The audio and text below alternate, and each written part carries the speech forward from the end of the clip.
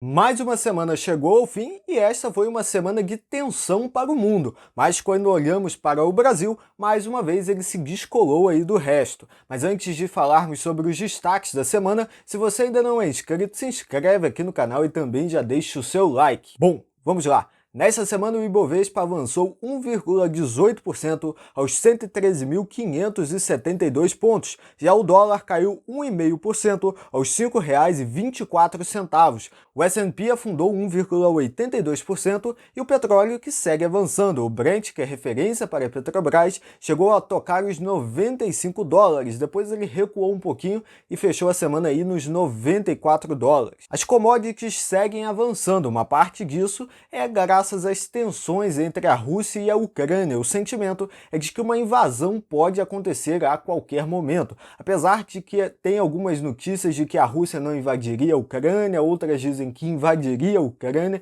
então está algo bem confuso, é uma confusão de notícias e a qualquer momento nós podemos ter uma surpresa, tanto para o lado positivo quanto para o lado negativo. Uma invasão por parte da Rússia na Ucrânia teria impactos sérios. Primeiro é de que isso é uma guerra e não existem pontos positivos aí, mas também temos os impactos econômicos. Isso elevaria ainda mais o preço das commodities. Já está elevando, mas pode alavancar ainda mais. Commodities como petróleo, trigo, milho e várias outras. Uma elevação no preço das commodities tem impactos diretos e indiretos no nosso dia a dia. Indiretamente poderia subir aí o preço do pão, carne, gasolina e vários outros produtos que acabamos usando aí no dia a dia. Então é um ponto para ficarmos de olho. O segundo ponto que eu separei aqui é de que o real está com o melhor desempenho em 2022. Por conta das quedas no dólar frente ao real, o Brasil pegou a liderança aí no ranking. Olha o gráfico aí. O dólar caiu 6,5% frente ao real e logo em seguida vem a África como o segundo melhor desempenho e segue com várias outras moedas aí. Isso não quer dizer que o Brasil é um país perfeito. O real chegou a bater o pior desempenho em 2020, então é uma leve recuperação. Apesar de ser um ponto positivo, ainda existe um longo caminho pela frente. Nessa semana nós tivemos os dados de inflação lá nos Estados Unidos e aqui no Brasil. Começando aqui com o Brasil. O índice oficial de inflação, que é o IPCA, avançou 0,54% em janeiro, em linha com o esperado, sem grandes surpresas. Com esse resultado, a inflação acumulada de 12 meses chegou a 10,38%. Lá nos Estados Unidos, o CPI avançou 0,6% em janeiro e isso foi acima do esperado, que era uma alta de 0,4%. Com esse resultado, o índice acumula 7,5% em 12 meses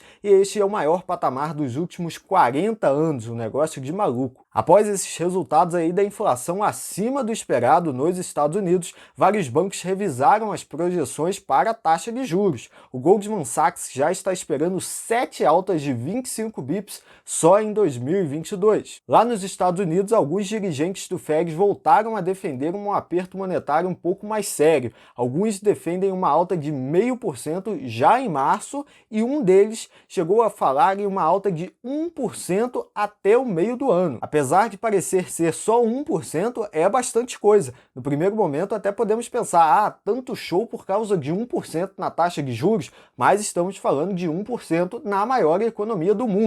1% no Brasil realmente não é nada, mas lá é considerável. Aqui no Brasil nós também tivemos revisões nas projeções de taxa de juros. Após a ata do Copom que saiu, vários especialistas já estão falando em Selic acima de 12% no final do ano. Inclusive, alguns já descartam uma possível redução na Selic este ano. O Banco Central pode acabar elevando a Selic em um patamar ainda mais contracionista. Nesta ata do Copom que saiu aí, mostrou que o Banco Central está de olho e preocupado com a inflação. E a temporada de balanços continua. Aqui no Brasil ela ganhou um pouco mais de corpo nessa semana e eu separei alguns resultados aqui para comentarmos. Vamos começar aqui com a BB Seguridade. Aqui vemos o resultado financeiro financeiro avançando 603%, e o lucro do quarto trimestre avançou 33,8% a 1 bilhão e 200 milhões de reais. Este lucro do quarto trimestre foi o maior desde o IPO. No acumulado de 2021, a BB Seguridade lucrou 3,9 bilhões de reais, uma alta de 1,4% em comparação com 2020. Tivemos também o resultado do Bradesco, que foi o segundo bancão a divulgar os resultados do quarto trimestre de 2021.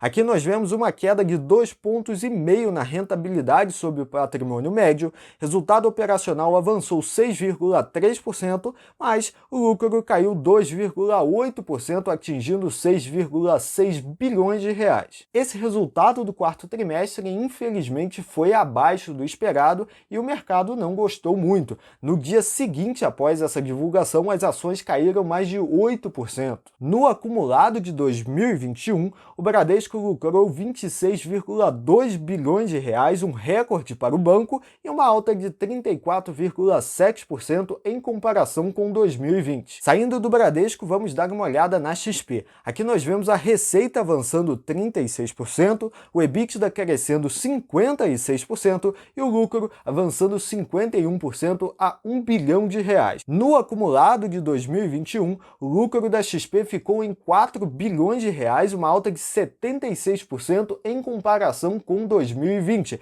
Já as receitas avançaram 48%, atingindo 12 bilhões de reais. O terceiro bancão que soltou os resultados do quarto trimestre foi o Itaú, e eu também separei ele aqui. No último trimestre de 2021, a carteira de crédito do Itaú avançou 18%, a margem financeira cresceu 20% e o lucro avançou quase 33% a 7,2 bilhões de reais. Esse resultado do Itaú foi acima do esperado e, ao contrário do que aconteceu com o Bradesco, o mercado gostou. No acumulado de 2021, o Itaú lucrou 26,8 bilhões de reais, uma alta de 45%. Se somarmos os três resultados completos de 2021 que nós temos até agora, Santander, que soltou o balanço na semana passada, Itaú e Bradesco, que soltaram o balanço nessa semana, chegamos à cifra de 69,4 bilhões de reais. Só o lucro dos bancos gera mais de 40 bilhões de reais em arrecadação para o governo todo ano, e isso porque a alíquota de imposto de um banco chega a 45%. São 25% de imposto de renda, mais 20% de CSLL, a famosa contribuição social sobre o lucro líquido. Mas por que diabos eu estou falando isso? Na sexta-feira teve um determinado candidato aí falando que era inadmissível os bancos darem tanto lucro e que isso era algo criminoso. Bom, economia não é um jogo de soma zero. Para um ganhar, o outro não precisa perder dinheiro. Esses bancos geram milhares e milhares de empregos, fora os bilhões e bilhões de reais que são arrecadados por meio dos impostos, além de todos os outros impactos positivos que nós poderíamos citar aqui, que essas empresas têm na vida das pessoas. Mas voltando aqui na temporada de balanço, o último resultado que eu separei aqui do Brasil é o de Klabin, e aqui nós vemos a receita avançando 39%, o EBITDA crescendo 44% e o lucro caindo 21% a 1 bilhão de reais. No acumulado de 2021, o lucro ficou em 3,7 bilhões de reais, uma alta de 6%. Lá nos Estados Unidos, a temporada de balanços também continuou a todo vapor. Eu separei 2 deles para mostrar aqui no vídeo, mas eu enviei vários deles lá no Telegram e o link está aqui embaixo. Começando aqui com a Disney, que lucrou 1,1 bilhão de dólares. Já a receita foi de 21,8 bilhões de dólares, um avanço de 34%. Disney é uma empresa fantástica, eu tenho em carteira, e se engana quem pensa que Disney são só parques. A Disney tem vários produtos, inclusive no streaming. O streaming se chama Disney Plus e só nesse serviço ele já tem mais de 130 milhões de assinantes. São vários serviços juntos, é um conjunto com várias coisas dentro. O segundo resultado dos Estados Unidos que eu separei aqui foi o da Coca-Cola. Aqui nós vemos o lucro do quarto trimestre em 2,4 bilhões de dólares, uma alta de 66% na comparação anual. Já as receitas ficaram em 9,4 bilhões de dólares, uma alta de 10%. Aqui no Brasil, a palhaçada da tributação de dividendos voltou ao radar. O pacote de impostos carinhosamente chamado aí de reforma tributária pode voltar para votação no Senado e isso traz a tributação dos dividendos em 15%. Eu deixei aqui para o final as criptomoedas, essa foi uma semana mista. Aqui na nossa tabela, só quem se salvou foi Bitcoin, Ripple e Litecoin, o resto tudo em queda. Bitcoin chegou a atingir os 45 mil dólares, mas depois caiu um pouquinho, encerrando a semana aí por volta dos 42 mil dólares, com uma alta de 1,94%.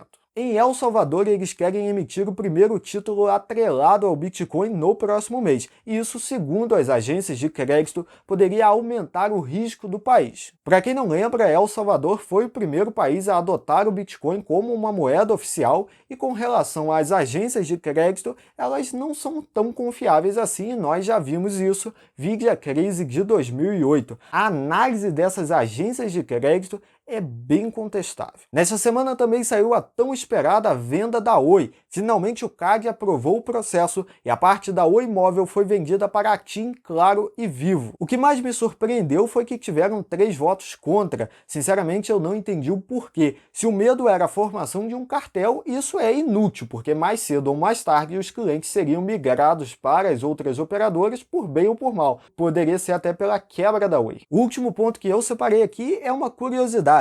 Luiz Barsi, que é o maior investidor pessoa física na B3, aproveitou as quedas aí nas ações do IRB para comprar mais um pouquinho. Também foi revelado aí que no final do ano passado ele vendeu as suas posições em Bradesco, Itaú e Itaúsa. Isso não quer dizer que essas empresas são ruins, isso significa só que elas não fazem mais sentido para a estratégia dele. Bom, e esse foi o Giro Econômico dessa semana. Se você ficou com alguma dúvida ou sugestão, deixe aqui nos comentários. Um abraço e até a próxima!